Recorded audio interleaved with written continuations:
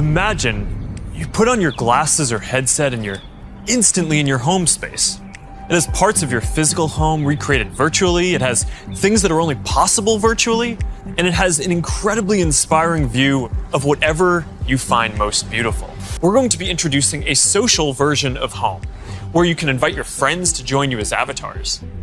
You'll be able to hang out, watch videos together, and jump into apps together.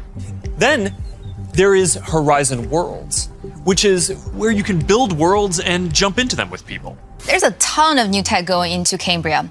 For example, your avatar will be able to make natural eye contact and reflect your facial expressions in real time. And today, I want to show you an experience that we've been working on for Project Nazare, which is the codename for our first full augmented reality glasses. Assalamu alaikum guys, and welcome to another episode of Smile to Jannah. I am so freaked out right now. I cannot explain to you guys. Let's just strap ourselves into our chairs and let's unravel this together, yeah? Smile to Jannah. This is a very important video, guys, and inshallah I hope you guys will share it so we can get some discussions about this going, because unfortunately as an ummah we're very reactive. Yeah, we wait for things to happen when we should be proactive. Let's look at the TV, fast internet, mobile phones, yeah, smartphones. The people of knowledge jump on and start going halal haram, but at that stage we're fighting a fire. Now when it comes to the metaverse, we need to be proactive with understanding what it is and preparing ourselves. The next platform and medium will be even more immersive, an embodied internet where you're in the experience, not just looking at it. And we call this the metaverse.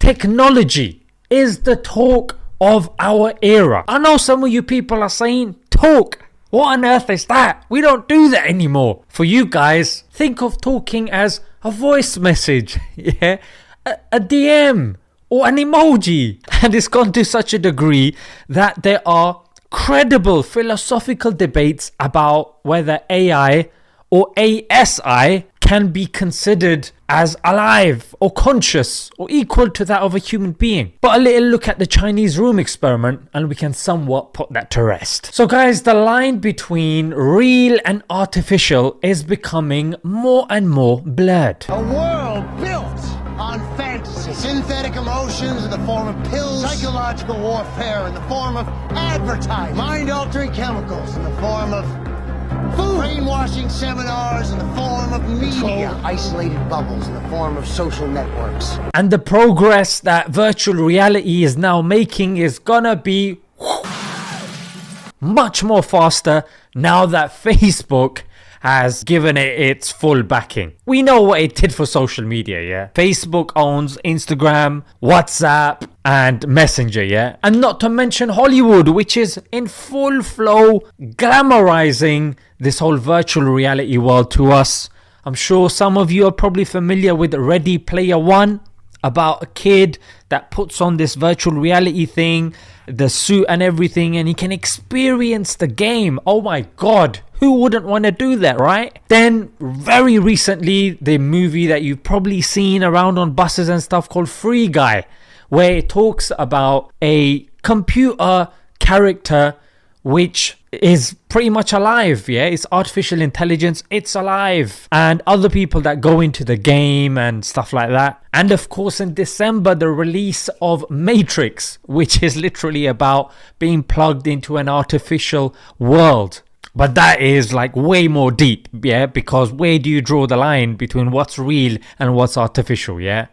And not leaving the kids out, yeah? The kids are not immune from this. Movies like Jumanji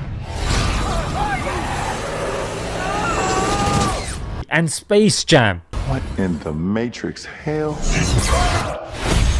And others also talk about a virtual reality world that you go into. So, like I said, the whole point of this video is to highlight some of the potential problems and posit some solutions, and you guys need to be more vocal by spreading such videos. And if you've got study circles and if you're an imam, let's start talking about this. Let's start getting people thinking about this so we can prepare. Number 1, immersing our senses. Literally, where you feel like you're in a place will make reality seem more boring. It will make us feel less connected with the real world, where you actually have responsibilities and there's like steps you need to take in order to achieve something, where you can just go into a virtual reality world. If you've got a broken relationship, no problem. You can just make a message or comment or complete a task and boom,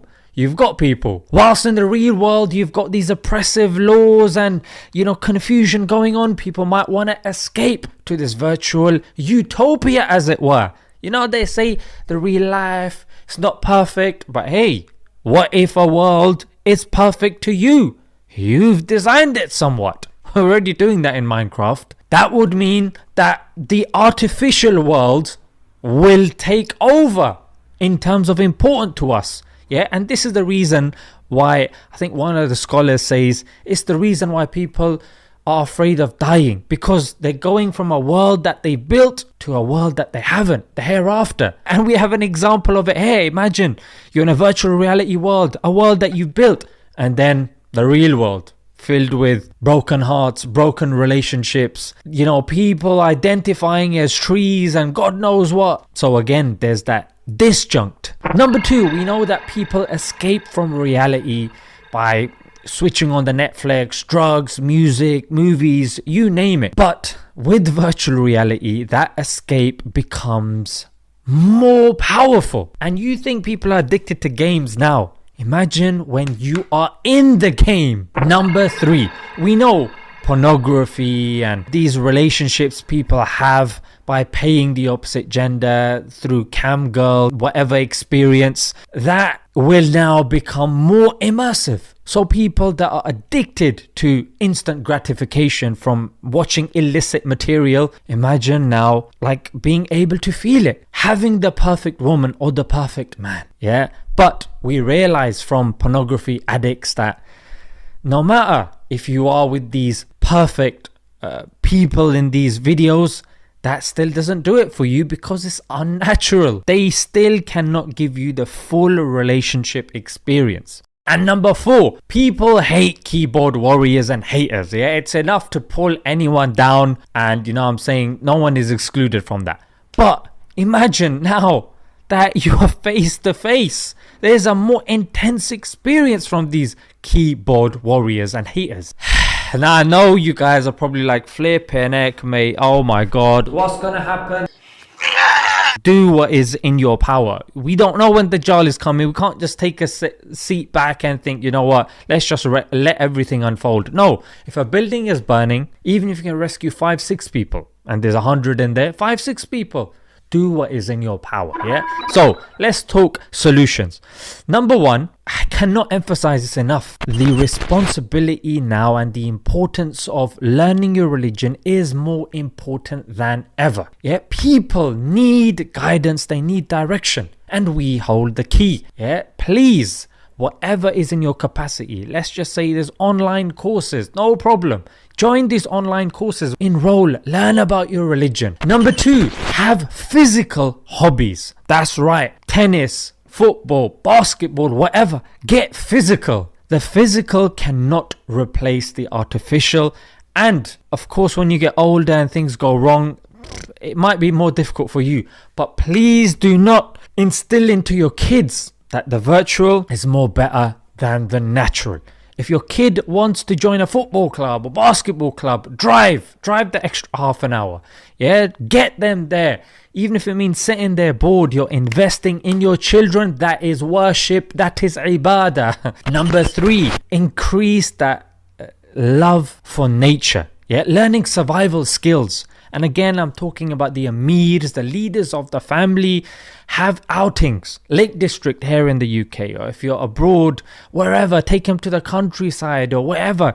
Get your kids and yourselves familiar with the elements. Number 4, Keep good relationships with your friends. Yes, that's right. Real life experiences are so important. Yeah, having social skills, it will help you. Of course, get married. That's a very important part of our lives. Getting married, it helps you get a job. It helps you. Yeah, people that are, have friends around them or that communicate with people have longer, better quality lives. There's so much studies that verify this. And of course, you don't want it to be a self-fulfilling prophecy where you feel happy virtually and then you go out there, and because you're not putting that much effort, it further reinforces this idea that, you know what, I'm better off in the virtual reality than I am here. Nobody likes me here. That's because you're not really giving it that much effort, mate. And number 5, having something in your life that gives you satisfaction. And for a believer, that will not come from anything else other than dawah. Helping other people get closer to Allah. Bringing them closer to Allah, learning your religion actively. Some of you are involved in charities, some of you are involved in projects and softwares, whatever. As long as Islam is there and you're doing it for the sake of Allah and it's to propagate the religion, you'll feel better. Yeah, you'll feel better because we all know we're gonna die one day. So feeling that you're doing something that's helping your hereafter makes you feel that you are useful. Boy, we're not in an easy era, that's all I can say. Please let me know in the comments what you guys think. Share this video. Let's get some discussion going about this. And let's leave it there until next time. Assalamu alaikum.